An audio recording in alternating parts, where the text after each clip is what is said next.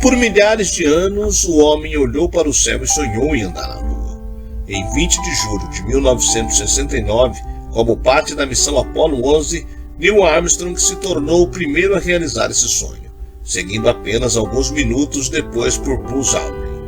Sua realização colocou os Estados Unidos à frente dos soviéticos na corrida espacial e deu às pessoas ao redor do mundo a esperança de uma futura exploração espacial. Neil Alden Armstrong foi astronauta, engenheiro aeronáutico, piloto militar e professor. Ele era considerado por pessoas próximas um homem sereno, quieto, extremamente focado e dedicado, além de ser capaz de agir com rapidez e precisão, mesmo em situações em que era submetido a muita pressão. Mas antes de conquistar o espaço, Armstrong passou por diversas etapas na Terra tão desafiadoras e incríveis quanto estudar o universo. Ele também foi uma pessoa muito discreta e muitos detalhes da sua vida antes de se tornar conhecido internacionalmente são desconhecidos. Sabe-se que Armstrong estudou em um colégio local chamado Bloom High School e lá em Wapakoneta teve suas primeiras lições de aviação, uma das paixões da sua vida. Eu sou o Sidney Góes e você está no Placebo. Vem comigo, que no caminho eu te explico.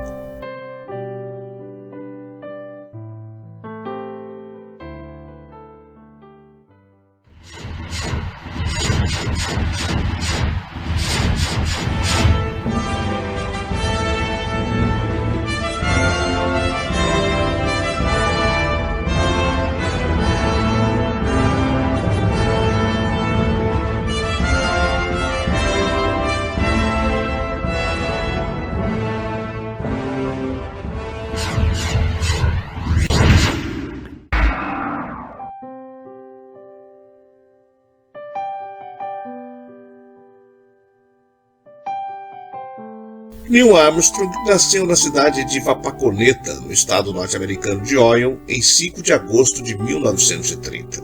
Ele era o filho mais velho do casal Stephen Koenig Armstrong e Viola Louise Angel. Seus primeiros estudos foram feitos na Bloom High School, em sua cidade natal. Desde criança, Armstrong era apaixonado por aviação. Aos 17 anos, ele ingressou na Purdue University, em Indiana, para cursar engenharia espacial. Armstrong conseguiu uma bolsa de estudos financiada pela Marinha dos Estados Unidos. Em contrapartida, ele teve que prestar serviços para a Marinha durante 3 anos e foi enviado para a Guerra da Coreia entre 1950 e 1953. Os norte-americanos ficaram do lado da Coreia do Sul, que estava em confronto com a Coreia do Norte. Essa guerra teve influência da Guerra Fria, conflito ideológico entre os Estados Unidos e a União Soviética. Os Estados Unidos ajudaram militarmente os sul-coreanos e vários norte-americanos foram convocados para esse conflito. Como militar da Marinha, ele participou de 78 missões e uma delas quase ele tirou a vida. O avião que estava pilotando foi danificado e ele teve que se ajeitar na aeronave para salvar sua vida. A participação de Armstrong na Guerra da Coreia foi reconhecida por meio de condecorações. Neil Armstrong serviu a Marinha norte-americana até 1952. Logo em seguida, ele foi para a reserva, o que lhe possibilitou concluir seu curso universitário em engenharia aeroespacial e fez mestrados e doutorado na mesma área. Após a conclusão do seu curso superior, Armstrong se tornou piloto de teste para a NACA, que foi dissolvida em 1958 para dar lugar à NASA, a Agência Espacial Norte-Americana. A criação da NASA coincidiu com o acirramento da Guerra Fria. Em meados dos anos 1950, as duas superpotências disputavam a liderança da corrida espacial e criaram agências internacionais aeroespaciais para conquistar o espaço à frente do seu oponente. Em vez do combate entre norte-americanos e soviéticos ocorrer no campo de batalha, ele se deu por meio da disputa pelo domínio do espaço. Os dois países investiram nessa disputa. Em 1962, Armstrong se inscreveu para integrar a NASA, mas o prazo de inscrição havia se encerrado. Seu formulário foi encontrado por Dick Day, que conhecia Armstrong e trabalhava na NASA. Dick, então, incluiu a inscrição de Armstrong entre aqueles que enviaram o formulário no tempo estabelecido. Com essa ajuda, ele foi convocado para a segunda turma de astronautas da NASA. Ele participou dos programas Gemini e Apollo. Em meados dos anos 1960, os Estados Unidos investiram na criação de uma missão espacial que levasse o primeiro homem à Lua.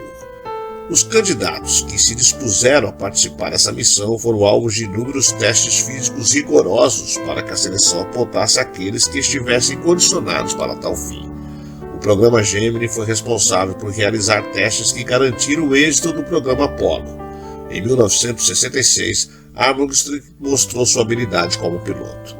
Um defeito técnico fez com que a nave que pilotava girasse rapidamente no ar, o que provocaria a perda da consciência da tripulação. Ele conseguiu retomar o controle e aterrissar a nave de forma segura. O anúncio da Apollo 11 aconteceu em 1969. Os participantes dessa missão foram anunciados em março daquele ano. Neil Armstrong, Buzz Aldrin e Michael Collins foram os escolhidos para protagonizar aquele momento tão aguardado e que se tornaria histórico. A escolha de Armstrong para ser o primeiro homem a pisar na Lua não foi bem aceita por Buzz Aldrin, que tentou cancelar a missão. Armstrong foi questionado se queria trocar de colega de missão e ele não quis. A justificativa para a escolha de Armstrong se deu por ele ser civil, já que os militares norte-americanos eram criticados por causa da guerra do Vietnã e por ser astronauta há mais tempo que Aldrin. A Apollo 11 decolou em direção à Lua no dia 16 de julho de 1969. Neil Armstrong e Buzz Aldrin desembarcaram em solo lunar e por 2 horas exploraram a região, recolhendo rochas lunares para serem estudadas na Terra. Armstrong falou uma frase que representou aquele momento histórico: um pequeno passo para o homem e um grande passo para a humanidade. A missão voltou à Terra em 24 de julho e eles foram recebidos como heróis nacionais. Com esse feito, os Estados Unidos se colocaram à frente da União Soviética durante a corrida espacial. Neil Armstrong se aposentou das missões espaciais e trabalhou em cargos administrativos na NASA até 1971.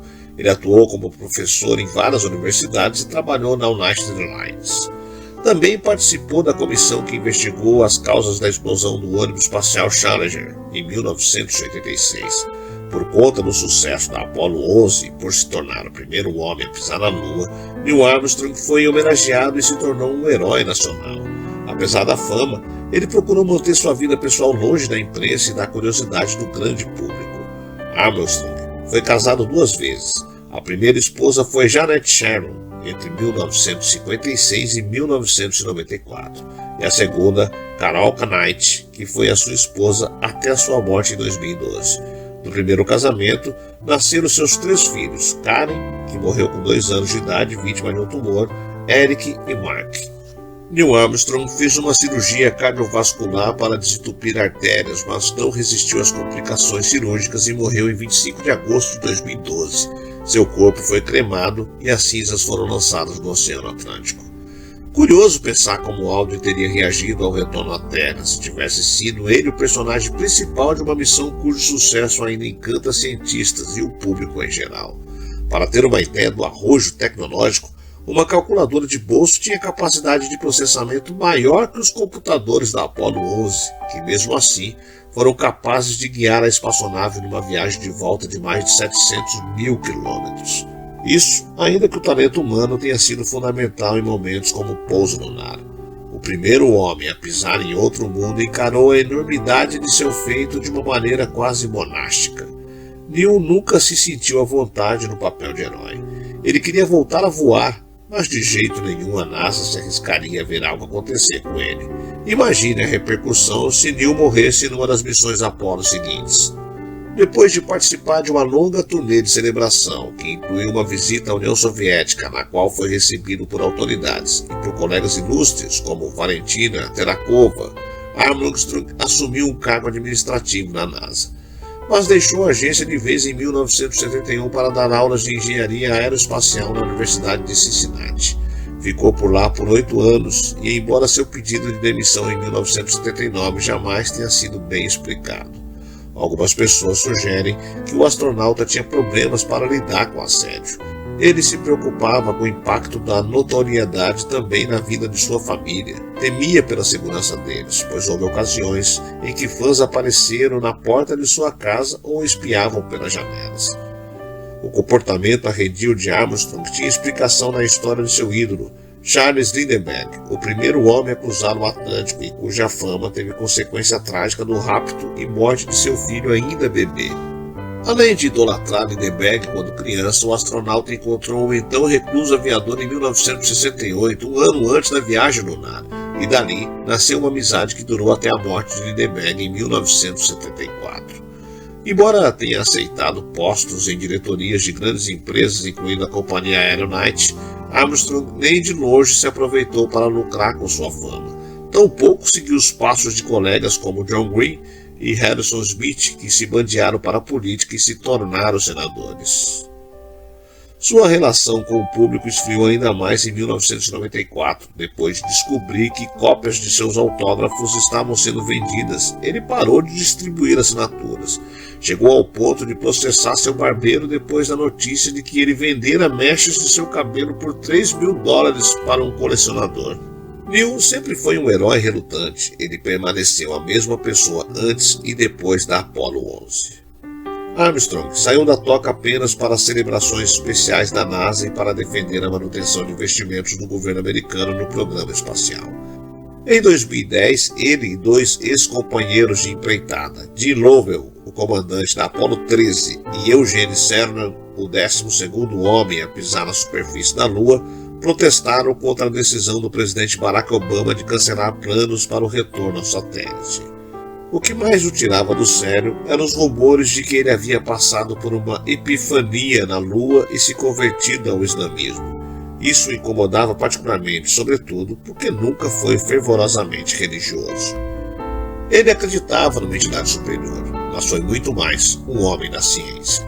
Em 7 de agosto de 2012, ele se submeteu a uma cirurgia para o desbloqueio de coronárias e morreu 2 semanas depois, em 25 de agosto, aos 82 anos.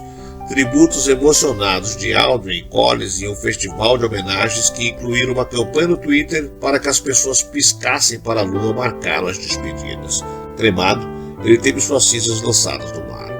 Em sua última entrevista, gravada para o Instituto de Auditores da Austrália em 2011, Armstrong discorreu durante 48 minutos sobre uma variedade de assuntos. Ao comentar sobre suas lembranças da missão, ele diz apenas que foi uma experiência memorável, mas curta.